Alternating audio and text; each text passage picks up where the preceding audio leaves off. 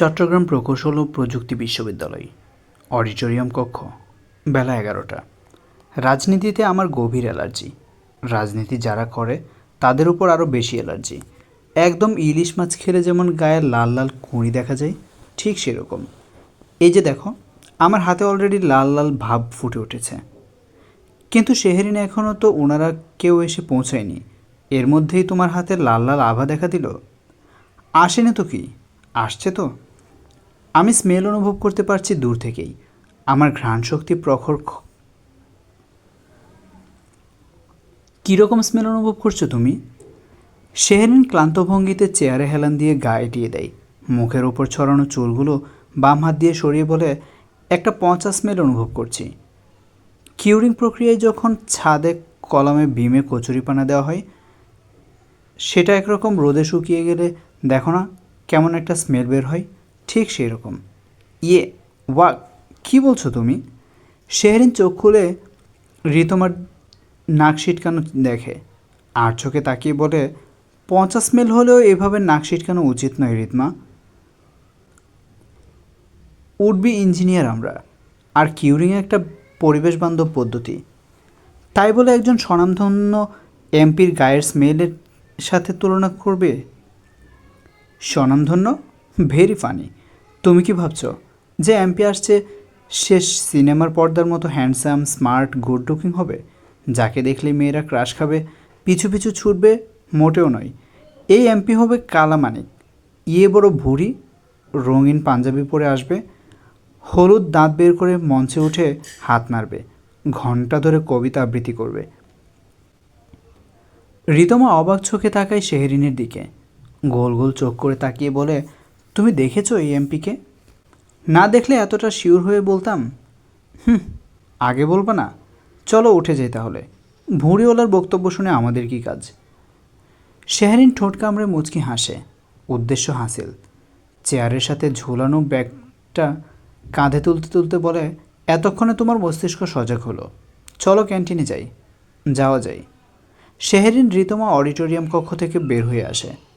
চুয়েটের গোটা civil engineering বিভাগের সামনে আজ অন্যরকম সাজ রব। লাল গালিচা বিছানো, ফটকে ফুল দিয়ে সাজানো তোরণ। বিভাগের শিক্ষক শিক্ষার্থী থেকে শুরু করে প্রশাসনিক কর্মকর্তা সকলের চোখে মুখে এক দারুণ উচ্ছ্বাস। কালামানিকের জন্য এত আয়োজন, একেই বলে রাজনীতি। শোনো রিতমা, লাইফে কখনোই এসব নেতা পেতাদের চুজ করবে না। এদের মাথায় প্রকৃতপক্ষে থাকে গোবর। টাকা আর ক্ষমতা দিয়ে সেই গোবরকে সবার সামনে বুদ্ধি হিসেবে শো করে। ঠিক বলেছ, বাট রিতমার কথা শেষ হয় না। ঠিক তার আগেই 3টে সাদা কালার রঙের গাড়ি ধুলো উড়িয়ে ক্যাম্পাসে প্রবেশ করে। সরাসরি এসে থামে সিভিল ইঞ্জিনিয়ারিং বিভাগের সামনে। ক্যান্টিনে যাওয়া পথ থেমে যায় দুজনেরই। ওয়েট, কালামানিককে একটু দেখে যাই। শেহরিন কপাল কুঁচকাই, চোখ সরু করে তাকিয়ে বলে, আমাকে যে পিক করতে আসে ড্রাইভার মোজাম্মেল আঙ্কেল, তাকে দেখেছ? হুম, দেখেছি। কিন্তু কেন? এটা মোজাম্মেল আঙ্কেলের কার্বন কপি। মোজাম্মেল আঙ্কেলের আর কি ভুঁড়ি, তার চাইতে এই লোকের আরও বেশি। সত্যি বলছ? আমি কি মিথ্যা বলি? সামনের গাড়ি হতে দুজন সিকিউরিটি গার্ড নেমে এসে কালো রঙের গাড়িটার নিকটে দক্ষিণীয় কায়দায় গাড়ির দরজা খুলতেই ভিতর হতে বেরিয়ে আসে সাদা পাঞ্জাবি পরিহিত এক মধ্যবয়স্ক পুরুষ, যার মাথার টাকে সরাসরি দুপুরের রোদ্দুর এসে ঝিলিক দিয়ে যায়। বেশ ওজনের ভুঁড়ি সামলে হাসি মুখে কৌশল বিনিময় করে। মিলেছে আমার কথা? রিতমা হতাশার নিঃশ্বাস ছাড়তে শেহরিন হাত চেপে ধরে। ক্যান্টিনে যাওয়ার জন্য অগ্রসর হতে হতে বলে, ক্ষুধায় আমার পেটে ইঁদুর লাফাচ্ছে, আর এক মুহূর্ত দেরি নয়। Run fast. Shehrin, no. Shehrin, wait, look. Ritama উল্টো শেহরিনের হাত টেনে ধরতেই শেহরিন পিছু ঘুরে তাকায়। রাজ্যের বিরক্তি মুখে জুড়ে এনে বলে, কি? দেখো। শেহরিন রিতমার চোখের দিকে দৃষ্টি মেলে ফটকের দিকে তাকায়। গাড়ি হতে বের হয়ে আসা এক মানবকে দেখে সে সেদিকে পানে চক্ষু স্থির করে। এত সাদা মানিক, মেদহীন চিবুক, ভুঁড়ির কোনো দেখা নেই, সাদা চকচকে দাঁত, সাথে সাদা পাঞ্জাবি, বলিষ্ঠ সুঠাম দেহ, handsome, smart, good looking. Wow! এটা মনে হচ্ছে কম্পাউন্ডার। রিতমা চোখ ছোট ছোট করে তাকায় শেহরিনের দিকে, চিকন কণ্ঠে বলে, মোটেও নয়, এটাই হচ্ছে সেই এমপি মহোদয়। দেখতে পাচ্ছ না ডিন স্যার ডিপার্টমেন্ট হেড স্যারের সঙ্গে কীভাবে কুশলাদি করছে, তাকে কিভাবে উষ্ণ অভ্যর্থনা জানাচ্ছেন স্যারেরা, যা তোমার বর্ণনার সঙ্গে সম্পূর্ণ অমিল এবং বৈসাদৃশ্য। আমার মনে হচ্ছে তোমার কিচ্ছু মনে হচ্ছে না শেহরিন। ক্যান্টিন পরে, আগে এই সুদর্শন এমপির কবিতা আবৃত্তি শুনব। চট্টগ্রাম 2 আসনের সংসদ সদস্য সান্নিধ্য শাহজাদ খান ছোটবেলা হতেই রাজনৈতিক পরিবারের যার বেড়ে ওঠা। বাবা শাহজাহান খান ছিলেন চট্টগ্রাম সিটি কর্পোরেশনের সাবেক মেয়র। বর্তমানে তিনি অবসরে থাকলেও 2 ছেলের মধ্যে ছোট ছেলে নেমেছেন রাজনৈতিক মাঠে, দাপিয়ে করছেন রাজনীতি। শান্ত বুদ্ধিদীপ্ত চোখ তার আত্মবিশ্বাসের কথা বলে। পরনে মিনিমালিস্টিক সাদা পাঞ্জাবি, মুখরেখায় হালকা গোঁফ, খোঁচা খোঁচা দাড়িতে সুদর্শন পুরুষের তালিকায় নাম লিখিয়েছেন অনায়াসেই। মূলত আজ তিনি চুয়েটের সিভিল ইঞ্জিনিয়ারিং বিভাগের নবনির্মিত আধুনিক ভূমিকম্প প্রতিরোধক গবেষণা ল্যাবরেটরি পরিদর্শনে এসেছেন, যার ভিত্তিপ্রস্তর তিনি গত বছর স্থাপন করেছিলেন। সুদক্ষ পর্যবেক্ষণ ও প্রাথমিক আলাপচারিতা শেষে তাকে সাদরে আমন্ত্রণ জানানো হয় অডিটোরিয়াম কক্ষে। ঘড়ির কাঁটায় যখন 11:30 পেরিয়ে 12টা ছুঁই ছুঁই, ঠিক তখন শুরু হয় সেই বহু প্রতীক্ষিত উদ্বোধনী অনুষ্ঠান। অথচ পেছনে ব্যানারে এই অনুষ্ঠানের সময়সীমা দেওয়া আছে সকাল 10টা। আমার এখানে ফায়ারিং ক্যাম্প করতে ইচ্ছে করছে, সব জ্বালিয়ে পুড়িয়ে ছাই করে দিতে ইচ্ছে করছে। অসহ্য। সব জ্বালিয়ে পুড়িয়ে দিলে তো তুমিও ছাই হয়ে যাবে। বোকা মেয়ে, আমি আগে আগে বের হয়ে দরজা লাগিয়ে দিয়ে চলে যাব। ক্ষুধায় তোমার মাথা নষ্ট হয়ে গিয়েছে শেহরিন, উল্টাপাল্টা বকছ। শেহরিন ব্যাগ হতে মাথা তোলে, গালের নিচে দুহাত ঠেকিয়ে আর চোখে তাকিয়ে বলে, সেটা যখন বুঝতেই পেরেছ, তাহলে কেন নিয়ে এলে আমাকে এখানে আবার? জানো 76-এর মনন্তরের মতো আমার পেটে দুর্ভিক্ষ চলছে। খামন মেরি বাচ্চা, এমপি সাহেবের দিকে তাকাও, একবার ক্ষুধা ভ্যানিশ হয়ে যাবে। শেহরিন নিস্তেজিত চোখ তুলে নজর দেয় সামনে। কিছু সেকেন্ড তাকিয়ে থেকে হাই তুলে বলে, ক্ষুধার কারণে দূর হতে অস্পষ্ট দেখছি, তবে হয়তো ফার্মের মুরগি। বাই দ্য ওয়ে, এমপি সাহেবের কবিতা আবৃত্তি শেষ হলে ডাক দিও কেমন? Good night. রিতমা হতাশার চোখে তাকায় শেহরিনের পানে। এই মেয়ে সত্যি ক্ষুধায় পাগল হয়ে গিয়েছে। যাই বলবে উল্টো ধরে বসবে, তার চেয়ে থাকুক সে তার মতো। পিনপতন নীরবতা। ডিন স্যারের সংক্ষিপ্ত বক্তব্য শেষে ডাক আসে এমপি মহোদয়ের বক্তব্য প্রদানের জন্য।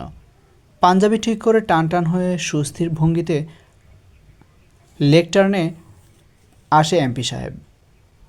গম্ভীর মুখে হালকা হাসির রেশ টেনে সুস্পষ্ট স্বরে বলে, বিভাগীয় প্রধান, শিক্ষক মণ্ডলী, শিক্ষার্থীরা এবং উপস্থিত সুধীবৃন্দ, আসসালামু আলাইকুম, শুভ দুপুর।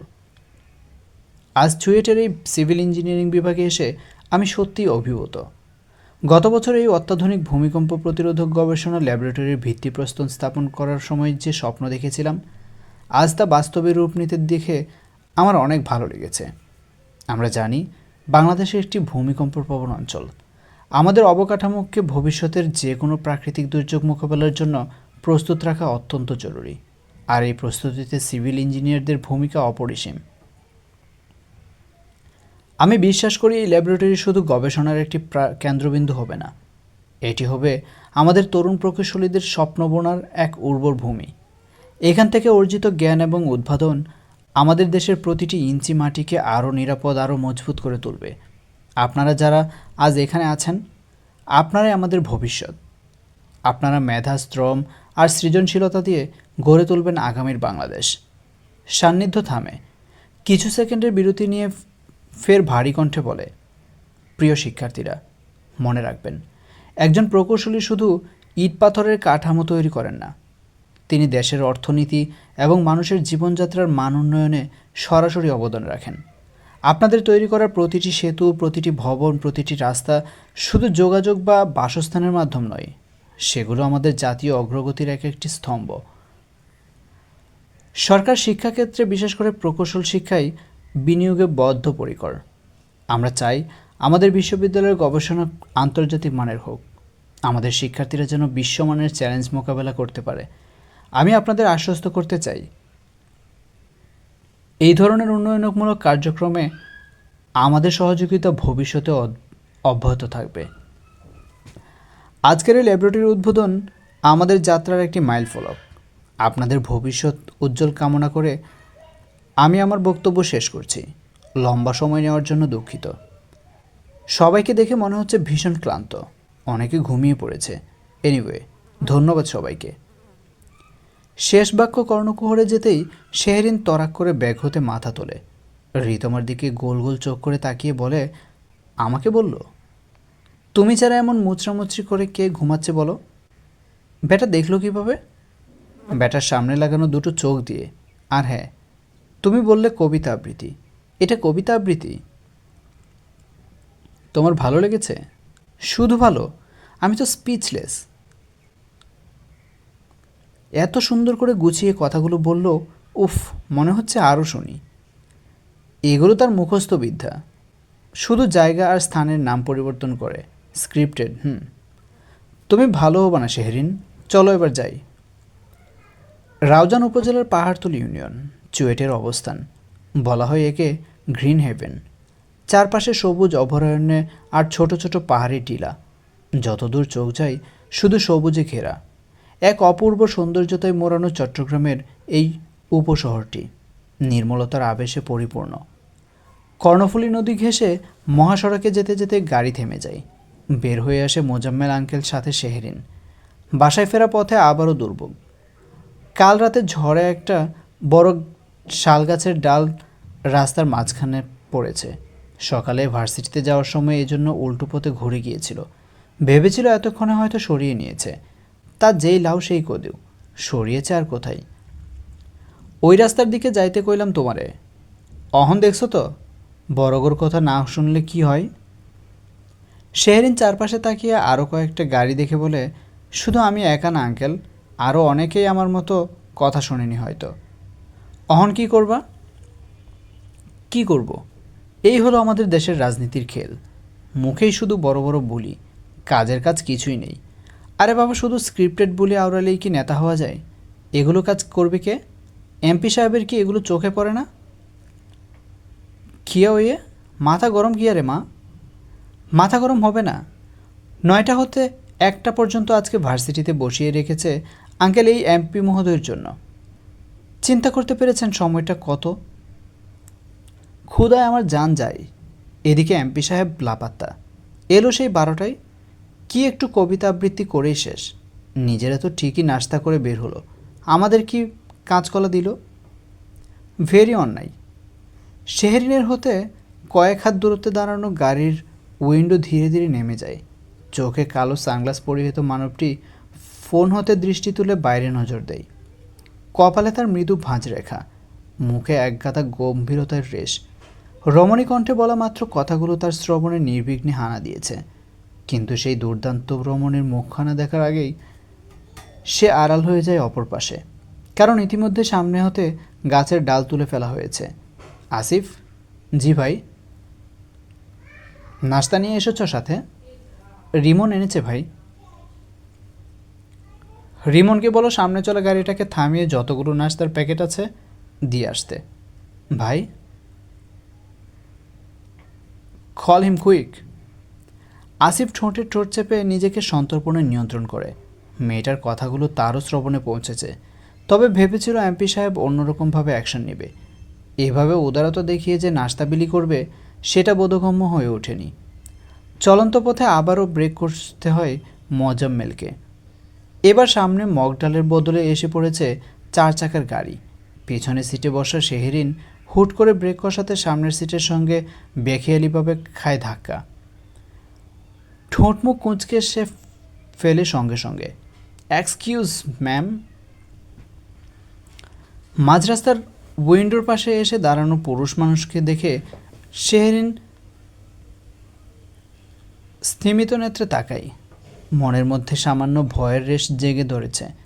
হয়তো চাঁদাবাজ সন্ত্রাসী হবে, এক্ষুনি বলবে যা কিছু আছে দিয়ে দে, নয়তো চাকু চালিয়ে দিব সরাসরি। ক্রমাগত নখে শেহরিন ভয়ে ভয়ে উইন্ডো নামাই। নির্লিপ্ত চাহনিতে তাকিয়ে বলে, ভাইয়া আমার কাছে কিছু নেই, 500 টাকার একটা নোট আছে, নেবেন? রিমন শুরুতে ভ্যাবাচেকা খায় শেহরিনের কথায়। গলার স্বর পরিষ্কার করে বলে, ভুল বুঝছেন, আমি সন্ত্রাস সম্প্রদায়ের কেউ নই। স্যার আপনার জন্য নাস্তা পাঠিয়েছেন, পিক করুন। স্যার? খাবার? জি। কোন স্যার? গাজী আহসানুল কবির স্যার। মানে? মানে বেসিক ইলেকট্রিক্যাল ইঞ্জিনিয়ারিং ক্লাস নেই যে আমাদের? রিমন দীর্ঘশ্বাস ফেলে কণ্ঠ স্থির করে বলে, আপনার তো দেখছি সত্যি ক্ষুধায় মাথা খারাপ হয়ে গিয়েছে। এটা সান্নিধ্য স্যার মানে এমপি স্যার আপনাকে পাঠিয়েছে ম্যাম। শেহরিনের চোখ জোড়া বিস্ময়ে ঢেকে যায়। অবাক কণ্ঠে শুধায়, আমাকে? কেন, কিভাবে? কারণ আজকের সেমিনারে আপনি ছিলেন সবচেয়ে মনোযোগী শ্রোতা। স্যারের কবিতা আবৃত্তি এত আগ্রহ নিয়ে শুনেছেন দেখে স্যার খুশি হয়ে আপনাকে এই সামান্য নাস্তা উপহার হিসেবে পাঠিয়েছেন। সত্যি বলছেন? ম্যাম মিথ্যা বলবো কেন? প্লিজ একটু তাড়াতাড়ি করুন, রাস্তার মাঝে গাড়ি দাঁড় করিয়ে রাখা। শেহরিন দেনামোনা করতে থাকে, বুঝতে পারে না নেওয়া উচিত কিনা। তার হাবভাব দেখে রিমন পকেট হতে একটা কার্ড বের করে দেখিয়ে বলে, সান্নিধ্য স্যারের অ্যাসিস্ট্যান্ট। কার্ডখানা দেখা মাত্র মনের মধ্যে শক্তি ফিরে পায় শেহরিন। নিশ্চিত হয় সামনে দাঁড়ানো ব্যক্তিটি ফাঁদে ফেলানো কোনো হাইজ্যাক গোষ্ঠী নয়। মুখে জোরপূর্বক হাসি টেনে সে নাস্তার প্যাকেটটা রিসিভ করে। তা থ্যাঙ্কস, আমি আসলে খাবার জিনিসটাকে অবমূল্যায়ন করি না, বাবা শিখিয়েছেন তাই নিলাম। অশেষ ধন্যবাদ ম্যাম। আচ্ছা শুনুন ভাইয়া, একটা কথা, আমি বুঝতে পেরেছি আমার অমনোযোগী ভাবটা এমপি সাহেব ধরতে পেরেছেন, তাই জন্য আলাদাভাবে আপ্যায়ন করার ব্যবস্থা করেছেন। সেটা কোনো ব্যাপার নয়, বাট কবিতা আবৃত্তি একদম স্ক্রিপ্টেড ছিল। এইভাবে রাজনীতি হয় বলুন? রাজনীতি আপনার পছন্দ নয়? আই হেট রাজনীতি লাইক এ কাঁঠাল। বুঝতে পেরেছি। ওকে, থ্যাঙ্কস এগেইন, আসি। মোজাম্মেল আঙ্কেল গাড়ি স্টার্ট করে। গাড়ি চলে যেতেই রিমন দুহাত কোমরে চেপে উজবুকের নেই দাঁড়িয়ে থাকে কতক্ষণ। অতপর উদ্দাম নিঃশ্বাস ফেলে বলে, ভাই বলে কাঁঠালের মতো, স্যারকে বলবো? না থাক, স্যার ডিপ্রেশনে চলে যাবেন তাহলে। হালিশহর চট্টগ্রাম বিকাল 4টে। সুখনিবাস, সাদা পাথরে ঘেরা ডুপ্লেক্স বাড়ি, বিশাল এরিয়া নিয়ে সজ্জিত পরিপাটি বাসভবনের সামনে সারি সারি ঝাউ আর রঞ্জন ফুলে ঘেরা মনোরম স্নিগ্ধ পরিবেশ। স্যার, রাত 8টায় কার্যালয়ে মিটিংটা কি কনফার্ম করব? হ্যাঁ। আজকে তো অনেক চাপ হয়ে যাচ্ছে আপনার স্যার। সমস্যা নেই, কাজগুলো কমপ্লিট করতে হবে সময়ের মধ্যেই। নেক্সট যে পরিকল্পনাটা হাতে আছে সেটার মূল ডকুমেন্টস সহ সব কাগজপত্রগুলো জমা করবে। জি স্যার। সান্নিধ্যর গাড়ি অভ্যন্তরে প্রবেশ করে। আজকের মতো মোটামুটি সকল সেমিনার মিটিং সম্পাদন শেষে তার এই বেলাটুকু অবসর মিলেছে। পাঞ্জাবির হাতা গুটিয়ে ক্লান্তি মাখা মুখ নিয়ে বাসায় ঢোকে সে। উপরতলার সিঁড়িতে পা রাখা মুহূর্তে ড্রয়িং রুমের কোনো এক পাশ হতে বাচ্চা সুলভ কণ্ঠে ভেসে আসে, ইয়ো সানি নাকি? সান্নিধ্যর পথযাত্রা থামে। ঘাড় ঘুরিয়ে এদিক সেদিক তাকাতেই দেখতে পাই হ্যাংলা পাতলা ফর্সা এক হাঁটুর বয়সী বালককে, যে কিনা বর্তমানে ড্রয়িং রুমের সোফার তলে অবস্থান করছে। ক্লাস 3তে অধ্যয়ন করা এই বালককে বলা হয় দুষ্টের শিরোমণি। দুষ্টমির দিক থেকে সে এতটাই বিখ্যাত যে বাড়ির সবাই চিন্তায় আছে গিনেস বুকে নাম উঠে হয়তো তার সময়ের ব্যাপার। সান্নিধ্যের সম্পর্কে সে অতি নিকটাত্মীয়, একমাত্র ভাতিজা, বড় ভাইয়ের পুত্র। সান্নিধ্য কখন এলি বাবা? আম্মা, ওইটা ওইখানে কি করছে? নাজনীন বেগম সান্নিধ্যের চোখের দিকে দৃষ্টিপাত রেখে অতঃপর তাকায় সোফার নিচের দিকে। অবাক কণ্ঠে বলে, এ কি দাদু ভাই, ওখানে কেন? পোকা সমৃদ্ধ দাঁত বের করে হাসতাসিন চিকন সুরে বলে, ইয়ো সানি পানিকে দেখতে এসেছি। সান্নিধ্য মায়ের দিকে তাকাই, থমথমে গলায় বলে, আম্মা শান্ত হও, শান্ত হও, আমি বকে দিচ্ছি। আমি কি ছোট? ছোট কেন হবে? বিয়ের বয়স পার দিচ্ছ তুমি বাবা। আম্মা আমি সেটা বলছি না, এই বেবি মানিকটা আমার মান সম্মান কিছু রাখবে না। সে আমার দলীয় নেতাকর্মীদের সামনে এসব নামে ডাকে। দাদু ভাই চাচুকে এসব নামে ডাকতে হয় না। চাচুর নাম তো সানি। সানি নয়, সান্নিধ্য। কঠিন নাম, আমি পারি না বলতে। সান্নিধ্য কোনো অবধি হাতা গুটিয়ে এগিয়ে যায় সোফার কাছে, হাঁটু ভেঙে বসে বেবি মানিকটাকে টেনে বের করে বলে, আমার নাম ধরে তোকে তোকে ডাকতে বলেছে কে? দাদিমা। আর ডাকবি? স্যার সানি বললে সমস্যা কি তোমার চাচু? ভাইয়া এটাকে ধরে বাঁধত। মিস এসে 1 ঘন্টা হলো বসে আছে। আমি ভাবি সারা বাড়ি খুঁজে হয়রান, লাপাত্তা। বেশি দুষ্টু হয়েছ না? ফুমনি মিস এখনও যায়নি কেন? ধুরু, লাঠি এনে তোমার পিঠ লাল করবো তাসিন। কিছু নিয়ে আয়, এটাকে বাঁধতে হবে। কি করছিস তোরা? সানজি এদিক ওদিক তাকিয়ে ধাঁধার জিনিস খুঁজতে খুঁজতে বলে, আম্মা তুমি কিছু বলবে না। বেবি মানকির সাহস হয়েছে বেশি। ভাবি লাঠি নিয়ে ছাদে গিয়েছে খুঁজতে। সোফার উপর হতে সানজি একখানা ওড়না এনে সান্নিধ্যের হাতে দেয়। সান্নিধ্য পাঁজাখোলা করে তাসিনকে তুলে সিঁড়ির হাতলের সাথে বেঁধে রাখে। 1 ঘন্টার আগে খোলা নিষেধ। দাদিমা একটা ড্রিঙ্কস এনে দাও তো। সানজি দুহাত কোমরে রেখে চোখ পাকিয়ে তাকিয়ে বলে, তোর কি ভয় হয় না? বেঁধে রেখেছে তাও ড্রিঙ্কস চাস? আমার তো ভালো লাগছে। মিস এখন এমনি চলে যাবে। সান্নিধ্য হাতের ঘড়ি খুলতে খুলতে সিঁড়ি বেয়ে উপরে উঠে যায়। গলা স্বর চড়িয়ে বলে, ওর ড্রিঙ্কসও বন্ধ। একদম। সানজি উপরে আয়। সানজি তাসিনকে মুখ বাঁকিয়ে উপরে উঠে যায়। দৌড়ে এসে ভাইয়ের পিছু নিয়ে বলে, কি হয়েছে? সান্নিধ্য নিজের কামরায় ঢুকে ঘড়ি পাঞ্জাবির পকেট হতে ফোন ওয়ালেট বের করে রাখে। কাবার্ড হতে টি শার্ট ট্রাউজার নামিয়ে গম্ভীর কণ্ঠে জিজ্ঞেস করে, আমি বিভিন্ন সেমিনারে যেসব স্পিচ দেই সেগুলো কখনো শুনেছিস? পুরোপুরি শুনিনি কখনো, ওই শুরু তো একটু। আজকেরটা? ভাবি ফোনে দেখালো। কেন, কি হয়েছে? সান্নিধ্য ভেতর হতে দীর্ঘশ্বাস টেনে শান্ত কণ্ঠে বলে, আমার স্পিচ কি কবিতা আবৃত্তির মতো শুনতে লাগে? সানজি ফিক করে হেসে ওঠে, মুখে হাত দিয়ে বলে, কবিতা আবৃত্তি? আমরা জোকিং, সত্যি করে বল। ধুর, কবিতা আবৃত্তি কেন লাগবে? ভালোই তো বলিস। ঠিক আছে যা।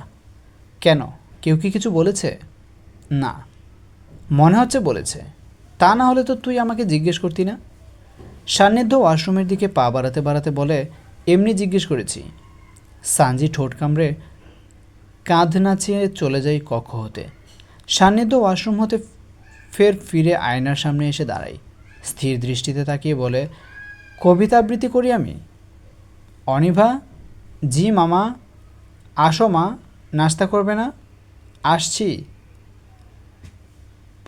বিকেলের মৌসুমে ছাদ খোলা বারান্দায় চলছে ভরপুর নাস্তার আয়োজন। গরম গরম চা, বেগুনি, পেস্ট্রিসের গন্ধে মৌমো করছে চারদিকটা। চট্টগ্রামের খুলশী শহরে শেহরিনের মামার এই বাসাটা বেশ আভিজাত্যপূর্ণ। বাসার ডিজাইনটা দূর থেকে চোখে পড়ার মতো। একতলা বিশিষ্ট বাড়ি, কিন্তু বেশ বড় এরিয়া জুড়ে স্থান লাভ করেছে। বারান্দার এক কোণে ছোট ছোট মাটির পাত্রে রোপণ করা হয়েছে অনেকগুলো ফুলের চারা। 2-1 দিনের বৃষ্টিতে চারাগুলো মাথা বের করে সবুজ রং গজিয়ে লাগিয়েছে গায়ে। আরস, ফোন রাখো। সারাদিন ফোনে এত কি? একটু শান্ত হয়ে বসে বিকেলের নির্মলতা অনুভব করতে পারো না? বাবার কথা এবং আগমন যাত্রা দেখে আরস ফোন রাখতে দেরি করলেও দেরি করেন না মোমো। আগে থেকেই সতর্ক হয়ে এসে ফোন রেখে চায়ের কাপের টেনে নেই। অনিভা আপু আসছে না কেন? এসে গিয়েছি। শেহরিন আড্ডাস্থলে যোগ দিয়ে মোমোর সাথে আদুরে আলিঙ্গন সেরে নেই। অতপর চেয়ারে বসতে বসতে ঠিক তার সামনে বসা মনিকা আন্টির সাথে করে কুশল বিনিময়। আসসালামু আলাইকুম আন্টি। ওয়ালাইকুম আসসালাম। কেমন আছেন? ভালো। তুমি কেমন আছো? আলহামদুলিল্লাহ ভালো। শুরু হয় নাস্তা পরিবেশন। চা নাস্তার ফাঁকে ফাঁকে এক কথা দু কথার প্রারম্ভ হতে হতে সবাই ডুব দেয় গল্পের মাঝে। বিচার বিশ্লেষণ আলাপচারিতায় মগ্ন হয়ে ওঠে সবাই। তবে চলমান এই কথার আসরের মাঝে চুপটি হয়ে থাকে চঞ্চল কন্যা শেহরিন। মূলত সে কথা বলার কোনো সুযোগ পাচ্ছে না।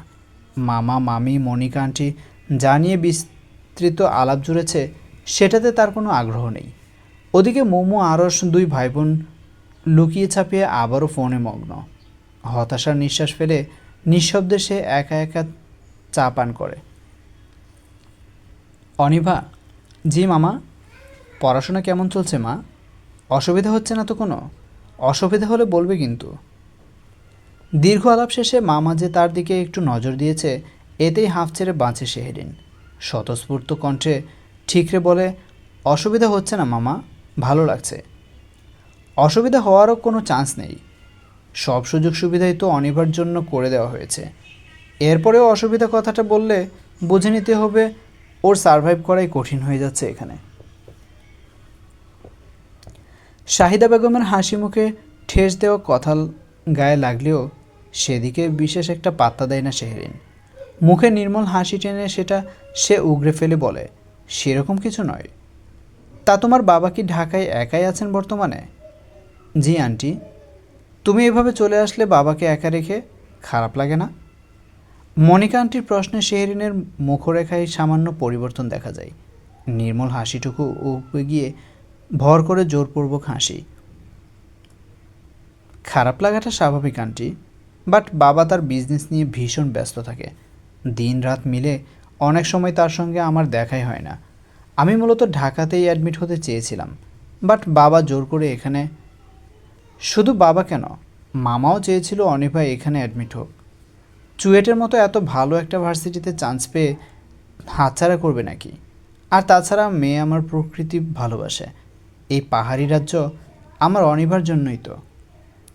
বাবা শুধু নিজের ক্রেডিট নিচ্ছ কেন? আমি মোমো আপুও তো চেয়েছিলাম অনিভা আপু আমাদের সঙ্গে থাকুক। আমরা তো ভীষণ খুশি।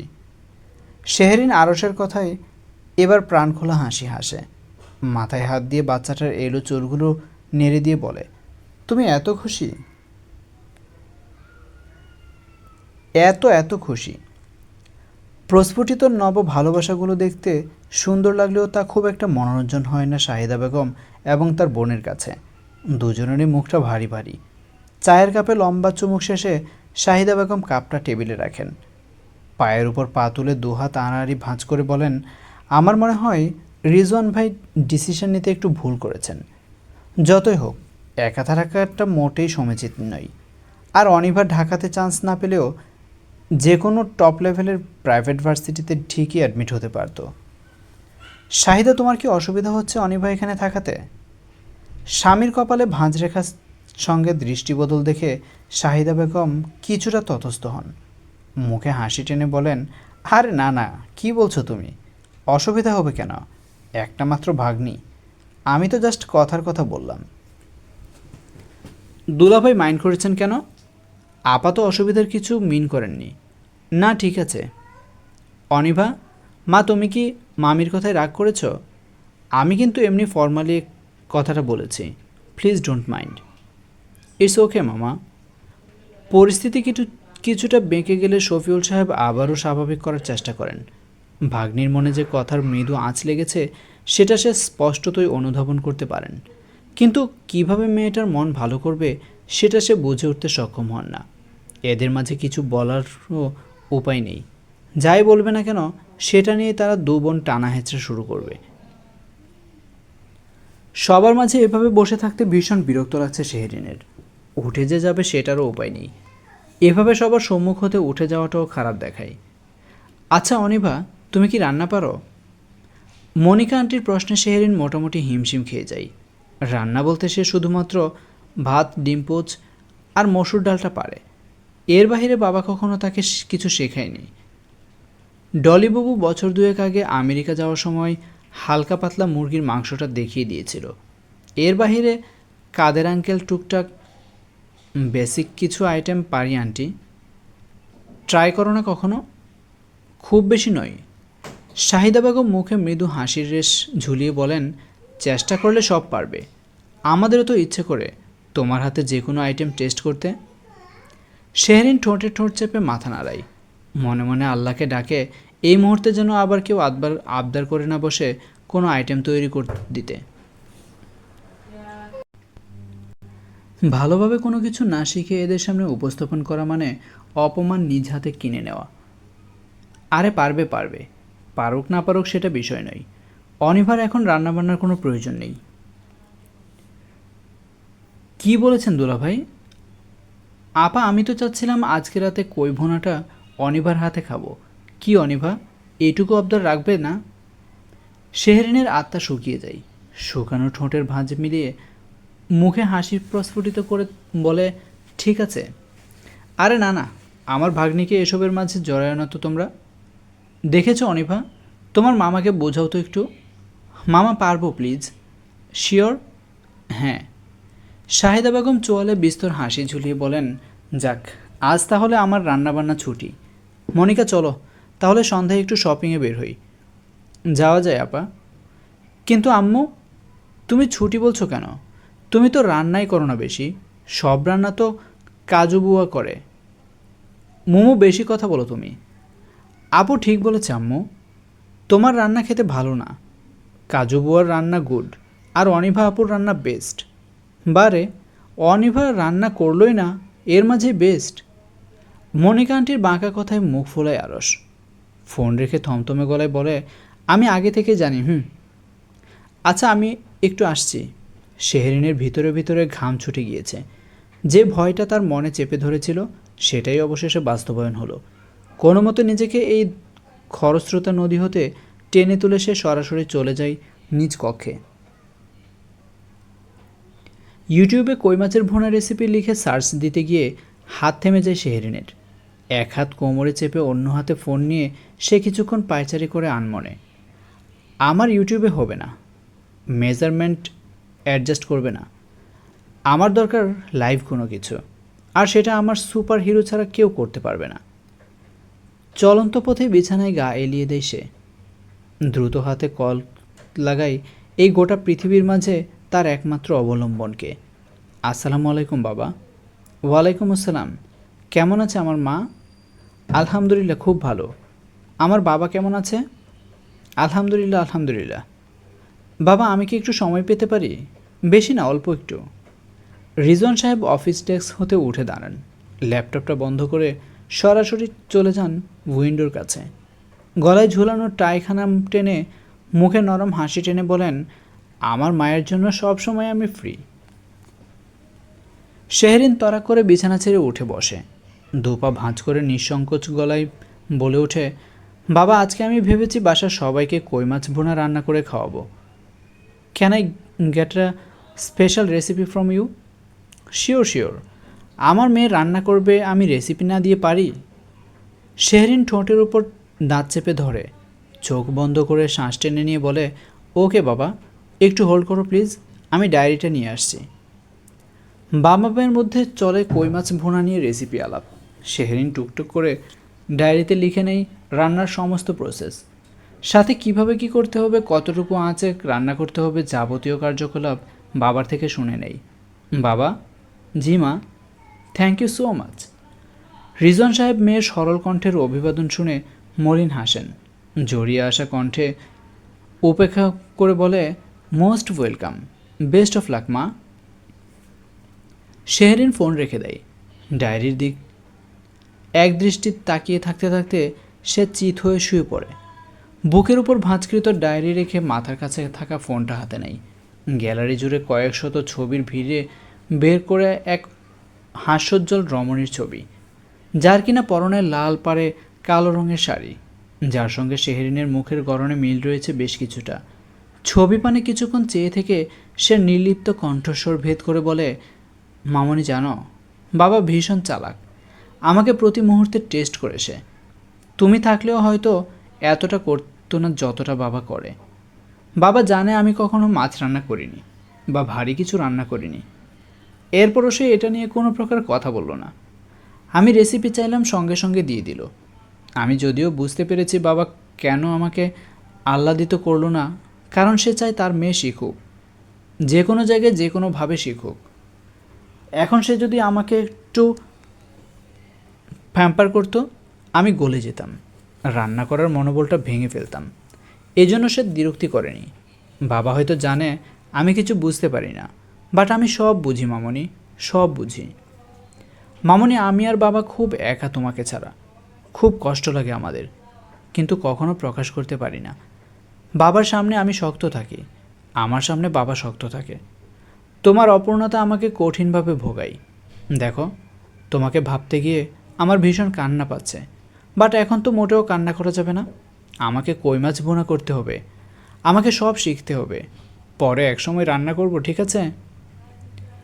এখন আমি ভীষণ ব্যস্ত। শেহরিন ফোন বন্ধ করে উপর হয়ে কিছুক্ষণ চোখের পাতা আবদ্ধ করে শুয়ে থাকে। এটা তার মামনিকে হারানোর বেদনা প্রশমিত করার একখানা উপায়। যদিও ব্যথা কখনোই দূর হয় না, তবুও জীবনের পথ চলায় নিজেকে সংবরণ করে নেওয়ার এই ছাড়া বিকল্প পথও খুঁজে পায় না সে।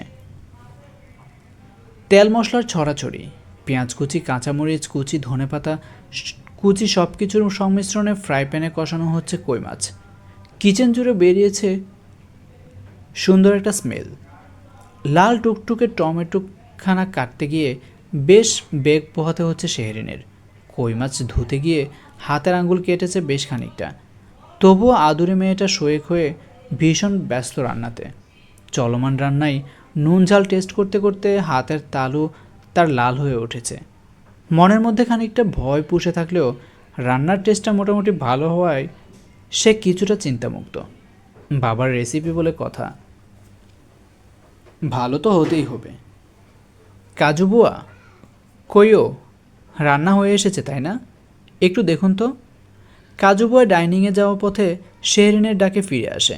ফ্রাই প্যানের ঢাকনা সরিয়ে এসে পর্যবেক্ষণ করে বলে, আর একটু ঝোল হইল ভালো হইতো না? বাবা বলেছে ভুনা আইটেমের ঝোল কম রাখতে হয়। হইল তাইলে। একটু টেস্ট করে দেখুন না বুয়া, আমি ভীষণ নার্ভাস ফিল করছি। কিয়া? শেহরিনের কথা কাজু বুয়ার বোধগম্য হয় না। ফেলফেল চাহনি করে তাকাতেই শেহরিন একটা চামচে করে স্বল্প পরিমাণে ঝোল তুলে দিয়ে বলে, ও হো বুয়া, একটু খেয়ে দেখুন সব ঠিক আছে কিনা। কাজু বুয়া ঝোলটা দেখছে কে দারুণ অভিব্যক্তি ফুটিয়ে তুলে মুখরেখায়। বাম হাত দিয়ে শেহরিনের মাথায় হাত বুলিয়ে দিয়ে বলে, বহুত বালাও ইয়ে, আরা খায় প্রশংসা করিব চাইও। শেহরিন খুশিতে কাজু বুয়াকে জড়িয়ে ধরে উচ্ছ্বাস মাখা কণ্ঠে বলে, থ্যাংক ইউ বুয়া, আপনি খুবই সুইট। আরে মামরা ফরিয়েন কি খুশি, মা বাইসে থাকলে কত কি শেখাইতো। রাতের খাবার সাজানো হয় ঠিক 10:30 নাগাদ। শেহরিনের 7:30-8টার মাঝেই রান্না কমপ্লিট হয়ে যায়। মাঝের খানিকটা সময় বইয়ের পাতায় চোখ বুলিয়ে সে উঠে আসে। কাজু বুয়ার ডাক পড়েছে। আজকে তার স্পেশাল কই মাছ ভুনা সবাইকে পরিবেশন করাবে। মামি মনিকা আন্টি আজ প্রশংসা না করে পারবেই না তার। আর এটা ভেবেই শেহরিনের ভিতরে আনন্দের লহমা ছোটে।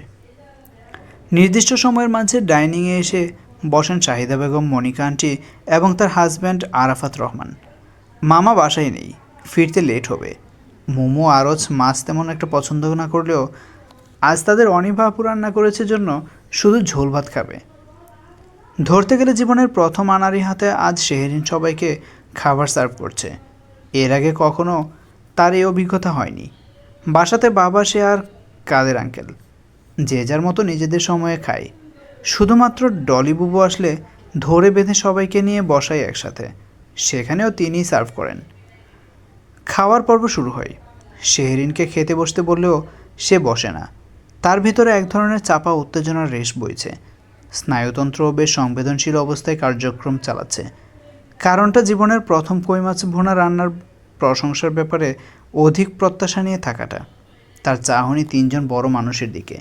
অপেক্ষায় আছে কখন তারা বলবে, বাহ অনিভা, তোমার রান্না তো অনেক মজা হয়েছে, বেশ ভালো রান্না করো তুমি। কিন্তু অপেক্ষায় চাতক পাখি হয়ে থাকা শেহরিন সে বাক্যখানা কারো মুখে শুনতে পায় না। তারা নিজেদের মতো খাওয়া চলমান রেখে দেশের সার্বিক পরিস্থিতি নিয়ে গল্পগুজব করছে। আরস মোমো দুজনেই ঝোল ভাত খেয়ে ব্যাপক প্রশংসায় ভরিয়ে তোলে। কিন্তু মিসেস শাহিদা কিংবা মনিকা আন্টি কেউ একটা টু শব্দ করেন না। শেহরিনের ভিতরটাই মেঘ পুঞ্জীভূত হতে থাকে। অধিক প্রত্যাশা এই জন্যই হয়তো খারাপ জিনিস। সবসময় চাওয়ার বস্তুটাকে মেলায় না, তবুও সে হাল ছাড়ে না। একবার মনে মনে ভাবে মামিকে বলবে, মামি রান্নায় কি লবণ মশলা ঠিকঠাক হয়েছে? তখন নিশ্চয়ই বলবে, হ্যাঁ মা, সব ঠিক আছে, একদম পারফেক্ট। শেহরিন কথাখানা বলতে গিয়েও বলতে পারে না। কি যেন ছোট্ট মস্তিষ্কে বিবেকবোধ তাকে বাধা দেয়। এভাবে নিজ কৌশলে বা জোর করে কারো থেকে কমপ্লিমেন্ট নেওয়াটা কেমন দেখায়, যেখানে উক্ত ব্যক্তিরই কোনো ইচ্ছে নেই। চেয়ার ধরে খানিকক্ষণ সে দাঁড়িয়ে থাকে। সবার খাওয়া শেষ হওয়ার আগ মুহূর্তে সে নিজ কক্ষে চলে যায়। ক্ষুধা লেগে চলে গিয়েছে তার, আজ আর খাবে না। কক্ষে এসে দুয়ার বন্দি করে শেহরিন রাতের জানালার পানে চায়। নিকোষ কালো রাতে ক্ষুদ্র ক্ষুদ্র তারারা আকাশে জমিয়েছে ভিড়। মৃদু হাওয়া কচি ডালপালাগুলোকে এসে নাড়িয়ে দিয়ে যায়। শান্ত নির্মল পরিবেশে নেই কোনো আওয়াজের ঘনঘটা। একটুখানি ভালো বললে কি হতো, আমি তো খুব খুশি হতাম। হাত কাটুক নখ কাটুক তবুও চেষ্টা করতাম আরও ভালো রান্না শিখতে। সবাই এত কঠিন মনোভাব নিয়ে কেন থাকে? কেন আপন ভাবতে পারে না? নাকি মামুনি ছাড়া দুনিয়াতে আপন হয় না? বিছানায় রাখা ফোনটা টুং করে শব্দ করে ওঠে। শেহরিনের এক মগ্নে বাহিরের দৃষ্টিতে আঘাত আসে। ধীর পায়ে এগিয়ে যায় ফোনের কাছে। মেসেজ অপশনটা ওপেন করতেই দেখে বাবা হতে ছোট্ট ক্ষুদ্র বার্তা এসেছে। লাগেজের ডান দিকের ছোট পকেটটাই অ্যান্টিসেপটিক ক্রিম রাখা আছে। হাতে লাগিয়ে নিও মা। শত মন খারাপের মাঝে বার্তাখানা পড়ে আপনা আপনি ঠোঁট প্রশস্ত হয়ে যায় শেহরিনের। বাবা সবসময় সুপার ম্যাজিক করে সব কিছু জেনে যায়।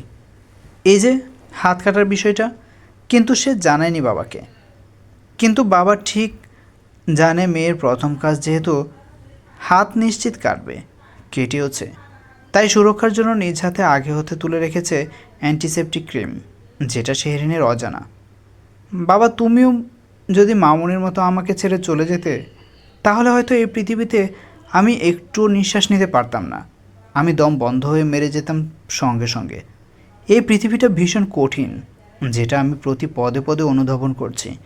কেউ কাউকে আপন ভাবতে পারে না। বাবা প্লিজ, তুমি কখনো তোমার শেহরিনকে ছেড়ে যেও না। তোমার শেহরিন যে বাঁচে তোমার ছোঁয়ায়। ভোর 5টা, সিআরবি এলাকা। পাহাড়ের কোলে ধীরে ধীরে জেগে উঠেছে ভোর। আকাশের বুকে এখনও পুরোপুরি কাটেনি রাতের নীলিমা। এই আলো আঁধারের মাঝে পূর্ব দিগন্তে লালচে আভা ফুটতে শুরু করেছে খুব নিভৃতে। পাকা পিচঢালা রাস্তার দুপাশে মাথা উঁচু করে সারি সারি দাঁড়িয়ে থাকা গাছগুলো গুনতে গুনতে লম্বা পথ পাড়ি দিয়ে এসেছে শেহরিন।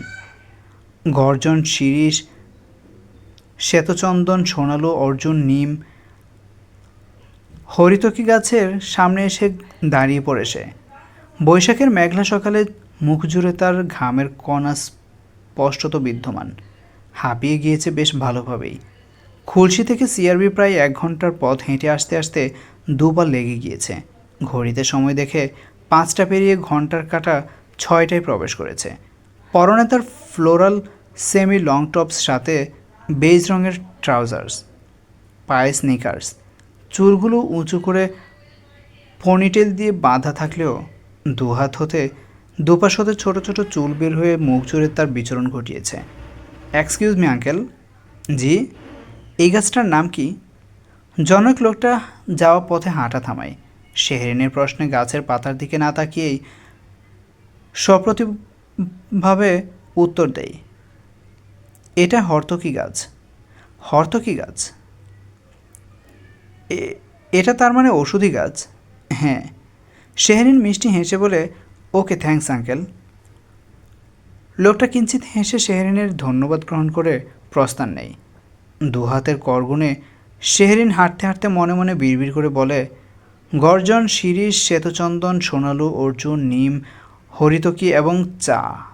ভীষণ চা তেষ্টা পেয়েছে। সিআরবি রোডের ধারে বড় বড়ই গাছতলার নিচে টিমটিমে আগুনে জ্বলছে চায়ের কেটলি। প্রশস্ত ইট পাথরের সিঁড়ির শেষ মোড়ে ছোট্ট একটি চায়ের দোকান। চালা বাঁশ ও টিন দিয়ে তৈরি দোকানটি বেশ ছিমছাম। সামনে কাঠের পাটাতন আর সম্মুখ দুপ্রান্তে কয়েকটা বেঞ্চ। জনমানবহীন ভোরে দোকানে দুজন মধ্যবয়স্ক লোক ছাড়া এখনও তেমন ভিড় জমেনি। শেহরিন এসে উপস্থিত হয় চায়ের দোকানের মাঝে। কাঠের বেঞ্চটাতে বসতে বসতে অর্ডার দেয় 1 কাপ কড়া লিকারের দুধ চা। দুহাত পিছন দিকে ছড়িয়ে সে একটা নিজের মতো করে আরাম করে বসে। বেশ ক্লান্ত হয়ে গিয়েছে। যাওয়ার সময় আর হেঁটে যাওয়া যাবে না, 10টা 20-এ আবার ক্লাস রয়েছে। তবে সে মুগ্ধ চট্টগ্রামের এই নৈসর্গিক রূপ দেখে। এই জন্যই হয়তো বাবা এত জোরাজুরি করেছিলেন এইখানে পাঠাতে। এই রূপ যে আগ্রাহ্য করার মতো নয়। মানুষটা হাজার ব্যস্ততার মাঝেও শেহরিনের ভালো মন্দের দিকটা প্রখরভাবে নজর রাখে। এই যে চোখে চোখে পাহাড়ের রূপ, গাছের মাথায় সোনালি আলোর খেলা, শ্রবণে শুকনো পাতার মর্মর ধ্বনি, এইগুলো কত সুন্দর নির্মলতার সহিত উপভোগ করছে সে। ঢাকায় কি এগুলো পেত? যান্ত্রিকাকে আর একাকিত্বের জীবনের জাঁতাকলে পিষে একসময় হয়তো ধীরে ধীরে বিলীনই হয়ে যেত সে। চিনি ছাড়া 1 কাপ। পিছন মুখে পুরুষালী ভারী শট পেতেই শেহরিন সোজা হয়ে বসে। ঠিক তার বেঞ্চের অপর মাথায় উল্টো দিকে পায়ের উপর পা তুলে বসে এক লম্বা চৌড়া পুরুষ। আর চোখে সে খেয়াল করে পুরুষ মানুষটার মাথায় ক্যাপ, মুখে মাস্ক, কালো টি শার্ট আর ট্রাউজার, পায়ে সাদা জগিং ক্যাপস। আপু চা। ছোট্ট একটা বাচ্চা ছেলে শেহরিনের সামনে চা আনতেই সে মনোযোগ সরিয়ে আনে তৎক্ষণাৎ। হাতে চায়ের কাপ নিতে গিয়ে বোঝে বেশ গরম।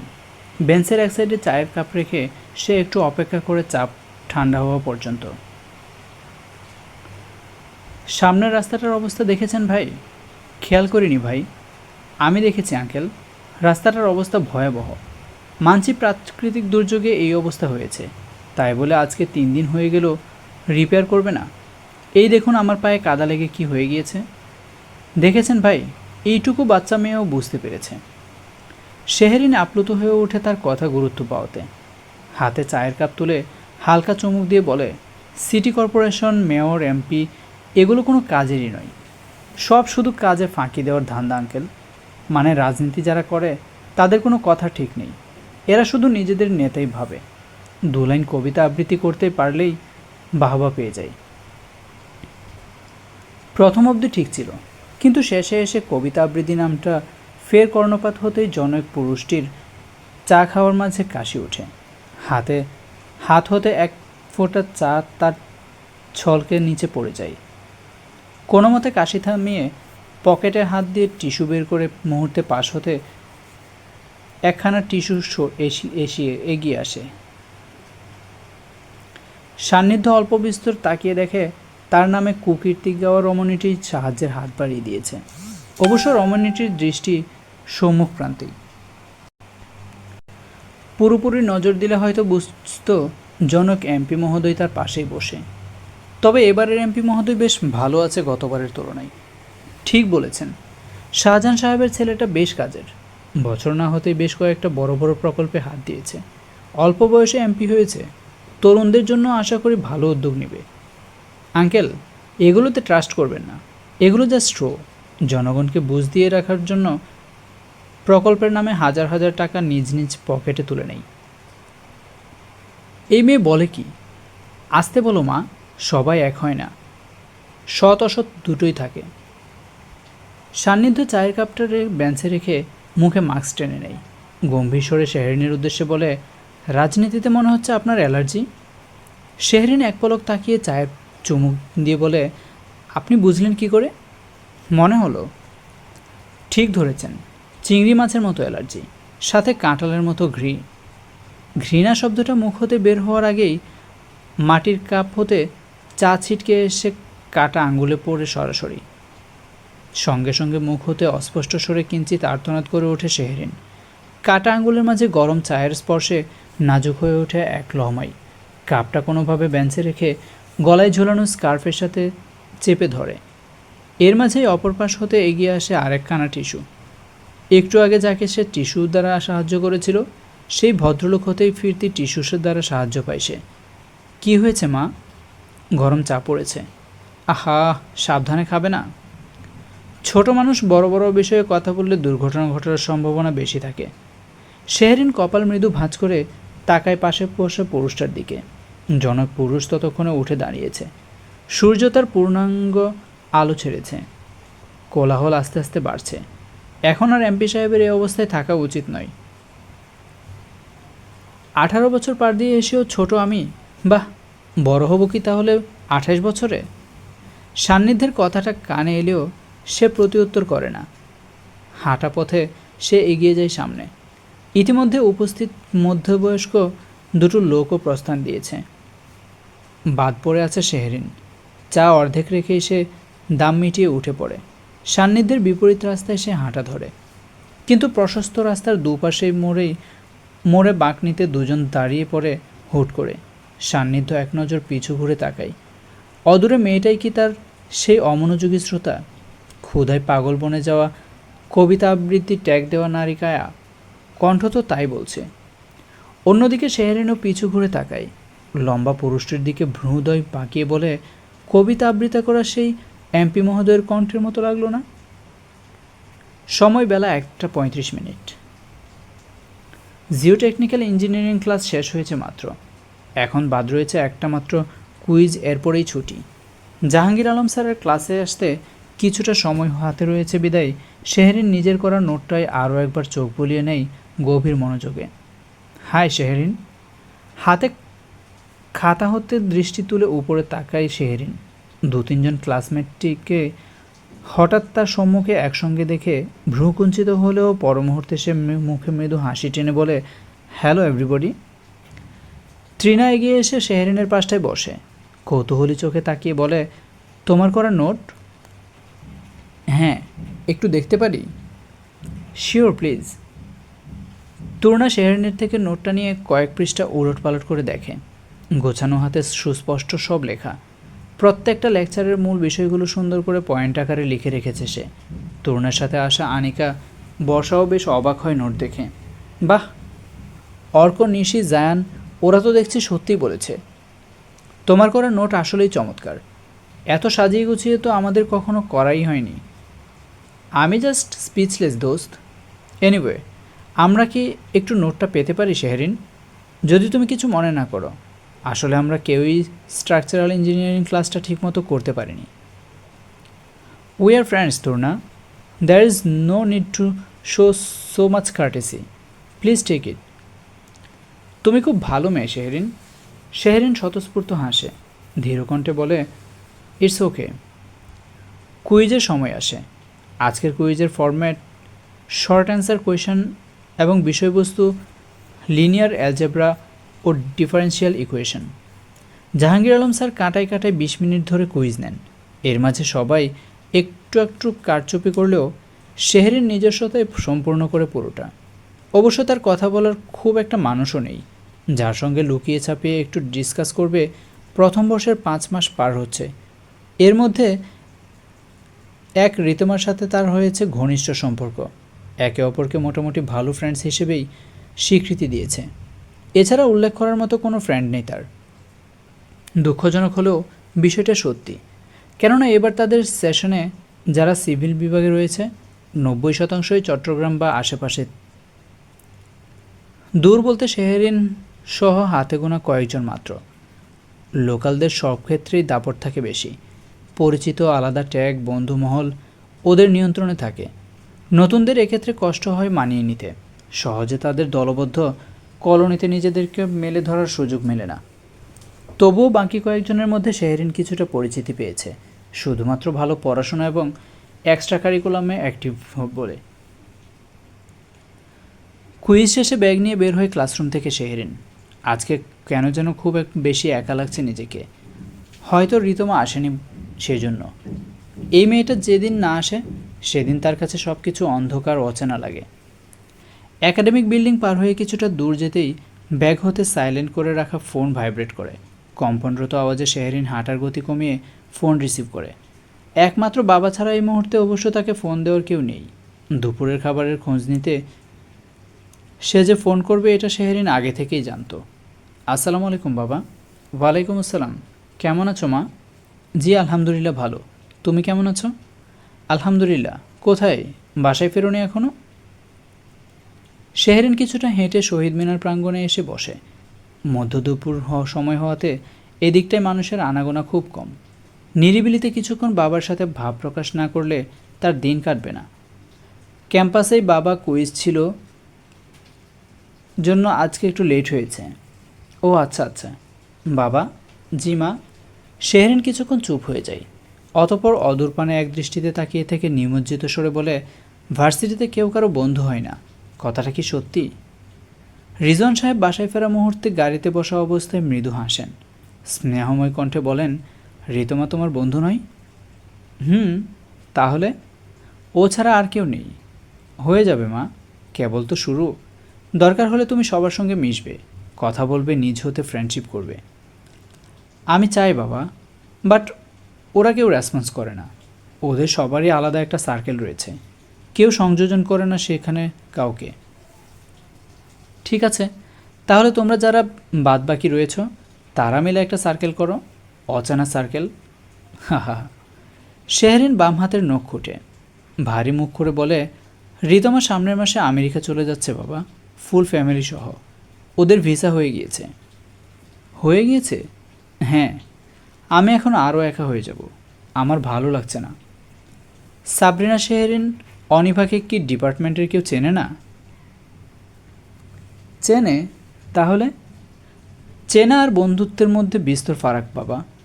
ঋতমা ছাড়া ক্লাসের সবাইকে আমাকে নোটের কারণে চেনে। ওদের কাছে আমার চেয়ে আমার নোটটা বেশি পরিচিত পাই। রিজন সাহেব বাসায় প্রবেশ করতে করতে বলেন, ভেরি গুড। তাহলে মন খারাপ করছো কেন? মানুষকে মানুষ চেনে তার কর্মের মাধ্যমে। আর বন্ধুত্ব? ভার্সিটি লাইফে এই 5-6টা মাসে এসেই বুঝেছি একা চলা সম্ভব নয়। তোমার কেমন ফ্রেন্ড দরকার সেটা বলো, যার সঙ্গে ক্যাম্পাসে একটু আড্ডা দিবে, ঘোরাঘুরি করবে, সকল বিষয় নিয়ে প্রাণখোলা ডিসকাস করবে, ঘুরবে, তাই তো? হুম, ওকে। দ্যাট মিন্স একটা টাইট ফ্রেন্ডশিপ তুমি চাইছ। ইউনো শেয়ারেন, একটা টাইট বন্ধন গড়ে উঠতে কত সময় লাগে? Long time. Yes, long time. তাহলে তুমি জাস্ট 5-6 মাসে এসে সম্পূর্ণ অচেনা পরিবেশে কিভাবে আশা করছো সেটা? বরং আমি তো বলবো তুমি লাকি, কারণ তোমাকে মাত্র কয়েকদিনের পরিচয়ে ওর সাথে সুন্দর বন্ডিং তৈরি করে সক্ষম হয়েছিলে। এটা অনেকেই পারে না। এফোর্টটা আমারই বেশি ছিল, যদিও ঋতমা খুবই ভালো একটা মেয়ে। আচ্ছা আমার কথা শোনো, তুমি কি এটা নিয়ে খুব বেশি মন খারাপ করে আছো? শেহরিন ভাবুক দৃষ্টিতে তাকিয়ে বলে, খুব বেশি নয়, তবে একটু তো। ওকে, দ্যাটস ফাইন, এটুকু থাকতেই হবে। Any tips? রিজওয়ান সাহেব শান্ত কণ্ঠে বলেন, মা? জি বাবা। জীবনে সবচেয়ে বেশি গুরুত্ব নিজেকে দাও, এরপরে আপনজন। বন্ধুত্বের রং বদল ঘটে, মানুষ পরিবর্তন হয়। তুমি যাকে খুব কাছের বলে মনে করবে, তার একটুখানি খারাপ তোমাকে ভীষণ কষ্ট দিবে। তার চেয়ে বরং সবাইকে বন্ধু ভাবো ভার্সিটিতে, সবাইকে সমানভাবে দেখো। তোমার ফুচকা খেতে মন চাইলে যে কোনো একজনকে বলে দেখো, নিশ্চয়ই যাবে। তোমার পড়া নিয়ে কোনো সমস্যা হলে 1000 জনের জন্য একজন থাকবে যে কিনা তোমাকে একটু হলেও সাহায্য করবে। তুমি এতটুকুতেই সন্তুষ্ট থাকো। তুমি মানুষের থেকে নিজের চাহিদা কমাও, যত চাহিদা কমিয়ে রাখবে সেটা তত তোমাকে প্রশান্তি এনে দেবে। তখন একটুখানি ভালো তোমার কাছে বিশাল ভালো বলে মনে হবে। মূলত ভার্সিটি লাইফে স্পেসিফিক শব্দটা এনো না। আর নিজেকে সর্বস্থায় পজিটিভ রাখার চেষ্টা করবে, কারণ এই 4টা বছর কিভাবে কেটে যাবে বুঝতেই পারবে না। এই যে এখন খারাপ লাগছে তোমার, ঋতমা চলে যাওয়ার মিনিমাম 1 মাস পর তুমি আমাকে এই কথাটা আর বলতে পারবে না। তোমার মনেই আসবে না, কারণ তুমি একাকিত্বে থাকলে সেটাতেই অভ্যস্ত হয়ে পড়বে। আমরা মানুষেরা কোনো কিছু ফেস করার আগে প্রচুর ভয় পাই, কিন্তু দিন শেষে সেটার মধ্য দিয়ে যখন যাই তখন আর ভয় করে না। এটা সৃষ্টিকর্তা হতেই প্রদত্ত একটা ক্ষমতা। এনিওয়ে, এর চেয়ে বরং সৃষ্টিকর্তার কাছে প্রে করো তোমার লাইফ পার্টনার যে হবে সে যেন ফ্রেন্ডলি হয়। লাইফ পার্টনার বেস্ট ফ্রেন্ড হলে আর কি চাই? তখন না হয় কষ্ট উগরে সবাইকে বলবে, হু আর ইউ। শেহরিন বাবার কথা হেসে ওঠে, মনের মধ্যে জমানো মেঘ কেটে রোদ বের হয়ে যায় এক নিমিষেই। নিজের মধ্যে আত্মবিশ্বাসে ফিরিয়ে আনে। একাই চলবে সে, তবে একা চলার পথে কেউ বন্ধু হতে চাইলে মানা করবে না, সবাই তার ফ্রেন্ড। বাবার তোমাকে ধন্যবাদ দিতে ইচ্ছে করে না। একটা মানুষকে এত ধন্যবাদ দেওয়া যায় বলো? রিজওয়ান সাহেব শব্দ করে হেসে ওঠেন, সন্তুষ্ট চিত্তে বলেন, আমার মায়ের থেকে ধন্যবাদ শুনতে শুনতে আমিও টায়ার্ড হয়ে গিয়েছি। কোনোভাবে কি এই ফর্মাল কার্টেসি বন্ধ করা যায় না? না বলেও তো উপায় পাই না বাবা। তোমার কাছে যে আমি চিরঋণী। ঋণ শোধ করার একটা উপায় আছে। শেহরিন হাত ঘড়িতে সময় দেখে উঠে পড়ে। হাঁটা পথে শুধাই, কি সেটা? এটা পরে বলবো, এখন অনেক সময় পার হয়ে গিয়েছে। দ্রুত বাসায় যাও, ফ্রেশ হও, খাওয়া দাওয়া করো। আর কোনো কথা নয়। তুমি লাঞ্চ করেছো? আমার মায়ের সাথে করব। ওহো বাবা, দাঁড়াও, আমি এখনই বাসায় ফিরছি। সাবধানে। বলা নেই কয়া নয় এক পশলা বৃষ্টি হয়ে যায় বিকালবেলায়। সারা দুপুর মন ভার করে থাকা মেঘ বিকেলে এসে রাগ ঝেড়েছে শহরের বুকে। অতপর স্বচ্ছ ঝকঝকে আকাশ পরিষ্কার হয়ে উঠতেই দেখা মেলে রংধনুর সাতরাঙা রং। কি মায়াময়, কি অপরূপ দেখতে। তাকালেই যেন মন ভালো হয়ে যায়। সদ্য স্নান সেরে ওঠা গাছপালাগুলো চকচক করছে। পাতার ভাঁজে এক ফোঁটা দু ফোঁটা করে টইটুম্বুর করে পানি পড়ছে সমান তালে। বৃষ্টি ভেজে দুপুরে একটা সুন্দর ভাত ঘুম দিয়ে ওঠে শেহরিন। হাত পা মুচড়িয়ে এপাশ ওপাশ করে সে তার গভীর ঘুমের রেশ কাটায়। ফোনটা হাতে নিয়ে এক দৃষ্টিতে সময়ের দিকে তাকিয়ে থাকে কতক্ষণ। বিকাল 5:47। 6:30টার দিকে বের হতে হবে। যদিও বিন্দুমাত্র ইচ্ছে ছিল না তার এই বের হওয়ার প্রতি, আরও একটু লম্বা সময় ঘুমের ইচ্ছা ছিল ব্যাপক। কিন্তু বিধিবাম, মামার অফিস সহকারীর বিয়ে, ফুল ফ্যামিলি নিমন্ত্রণের পাল্লায় পড়েছে। মামা অলরেডি তাকে 2-3বার ওয়ার্নিংও দিয়ে গিয়েছে নির্দিষ্ট সময়ের মধ্যে রেডি হতে। এরপরেও না হলে ভীষণ রাগ করবে। তরাক করে লাফ দিয়ে উঠে সে, হাত খোঁপা করে চুলটা কোনো মতে বেঁধে 4 পাল্লার কাঠের আলমারি খোলে। দুহাত কোমরে চেপে ভাবতে থাকে কোন রঙের শাড়িটা আজ পরবে সে। Purple or bottle green. দুটো শাড়ি বের করে শেহরিন কালার চুজ করতে অনেকটা সময় নেই। গায়ের সাথে ধরে আয়নায় এদিক সেদিক নানান কায়দা করে অবশেষে মনস্থির করে বটল গ্রিনটাই পরবে। সবুজ সব কিছুই তার প্রিয়, আর আজকে বৃষ্টি ভেজা দিনে এটা একটু বেশি ফুটে উঠবে। ফ্রেশ হয়ে এসে দক্ষ হাতে শাড়িটা পরে নেই সে। সুন্দর সিল্ক শাড়িটার আঁচলে আর পাড়ে সোনালি সুতোর মোটিফে কাজ করা আম পাতা আর ফুলের নকশা। অনিভা, জি মাম্মি। হলো তোমার? হয়ে এসেছে। শেহরিন তড়িঘড়ি করে কানে একজোড়া ঝুমকো পরে নেই। চোখের নিচে হালকা কাজল টেনে চুলগুলো আঁচড়ে ছেড়ে দেয় পিঠ বরাবর। হাতে ঘড়িটা পরে সে ফোন নিয়ে বের হয়ে যায় গন্তব্যের উদ্দেশ্যে। এটা কি অনিভা আপু? খারাপ লাগছে? মোটেও নয়। এত সুন্দর লাগছে, এত সুন্দর লাগছে, আমি তো চোখই ফেরাতে পারছি না। ওরে বাবা, তাই? মোমোর প্রশংসা বাণীতে শাহিদা বেগম গাড়িতে ওঠা পর মুহূর্তে শেহরিনের দিকে এক পলক তাকাই। ধীরস্বরে বলে, আসলেই সুন্দর লাগছে তোমাকে। মাঝে মধ্যে শাড়ি পরলেও তো পারো। শেহরিনের গাড়ির দরজা খুলতে গিয়ে হাত থেমে যায়। স্তব্ধ চোখে তাকায় সে মামির দিকে। মুখটা পরিস্থিতি ভেদে শুধু হা হয় না। মামি তাকে প্রশংসা করলো? মামি? এটাও হতে পারে? আল্লাহ, সূর্য আজকে কোন দিকে অস্ত যাচ্ছে?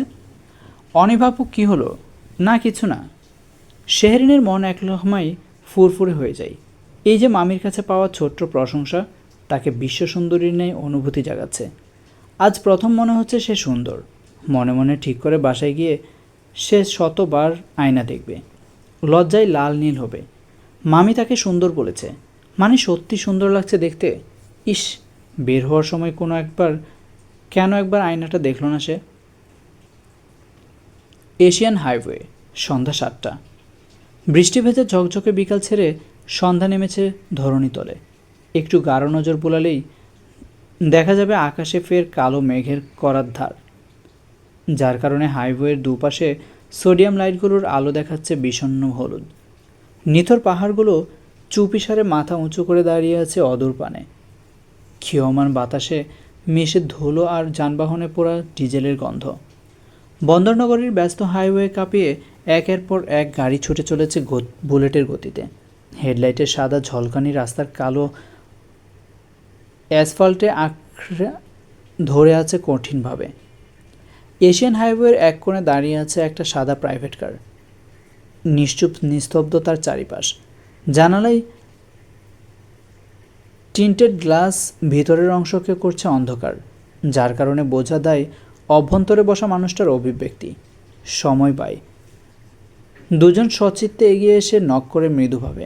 গ্লাস নেমে যায় সঙ্গে সঙ্গে। স্যার এসেছে। গাড়ির দরজা খুলে পা রাখে সান্নিধ্য। প্রশস্ত কাঁধ আর কঠোর চোয়ালে টান টান হয়ে দাঁড়ায় সে জনৈক ব্যক্তির সামনে। হাত দ্বারা ইশারা করে আসিফ এবং রিমনকে পেছনে চলে যাওয়ার নির্দেশ দেয়। ভালো লাগছে আপনাকে দেখে। দেখুন এমপি সাহেব, আমি আমার কাজ ফেলে এখানে আসিনি আপনার কথা শুনতে।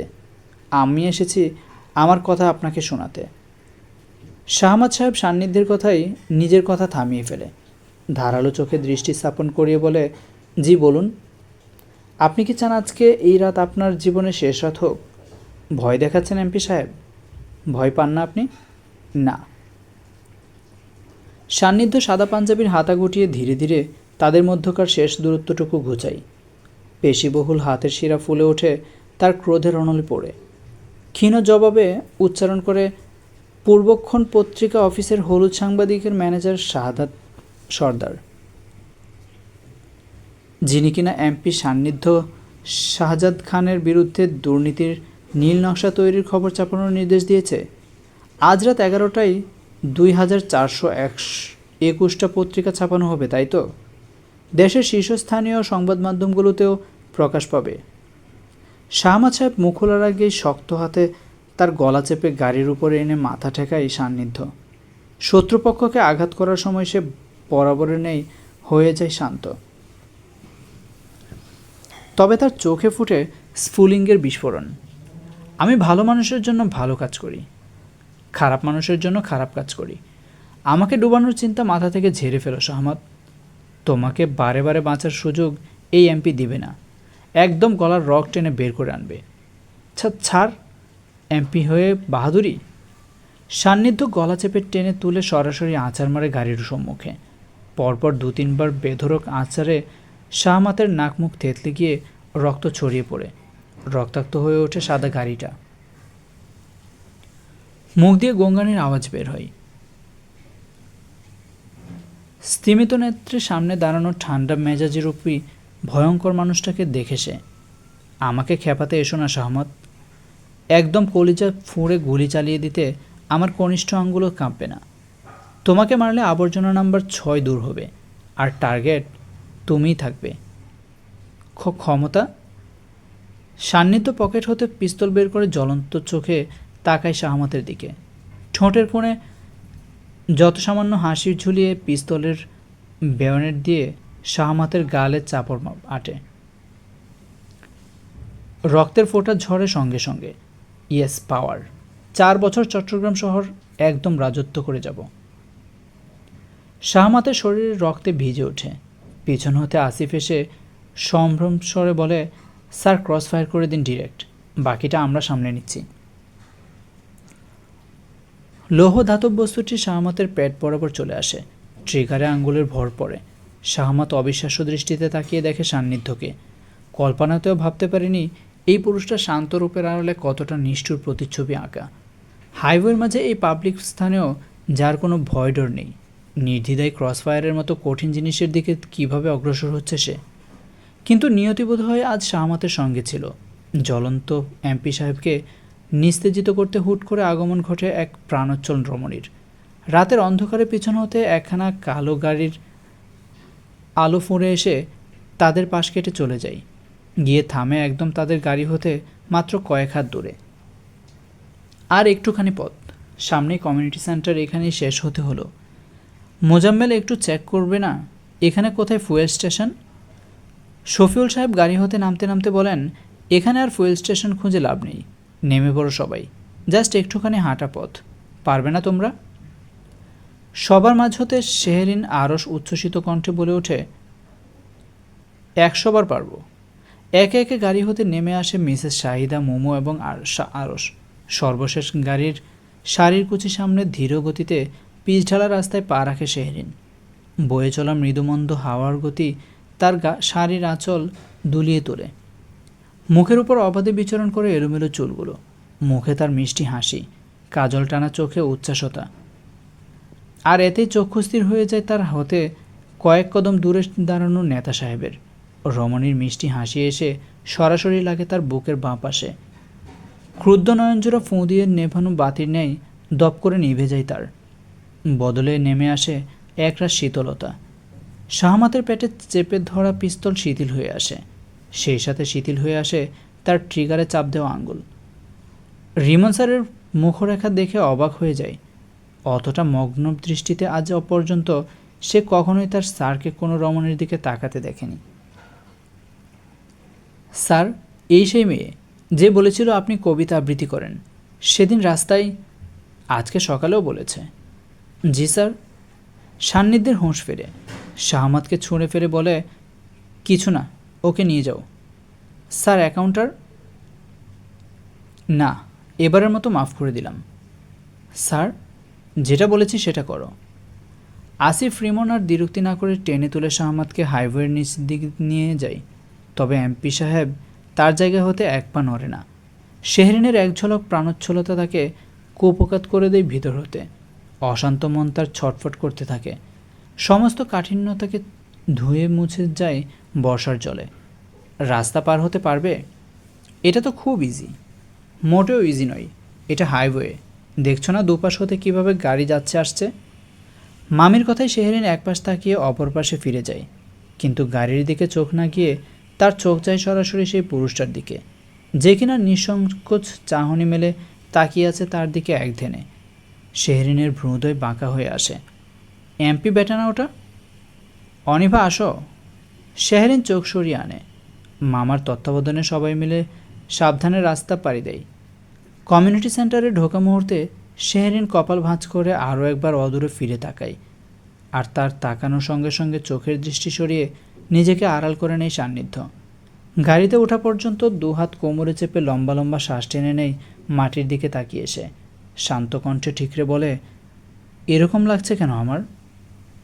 বন্ধুরা, আজকের গল্পের নাম রাজনীতি বনাম প্রেমনীতি। লিখেছেন মাহরিন তৃণ। গল্পটি কেমন লাগছে তা অবশ্যই কমেন্টে জানিয়ে দিন। এর পরের পর্ব চান কিনা সেটাও কমেন্টে জানাবেন। আর যদি না চান তাহলে এখানেই গল্পটা শেষ করে দেব।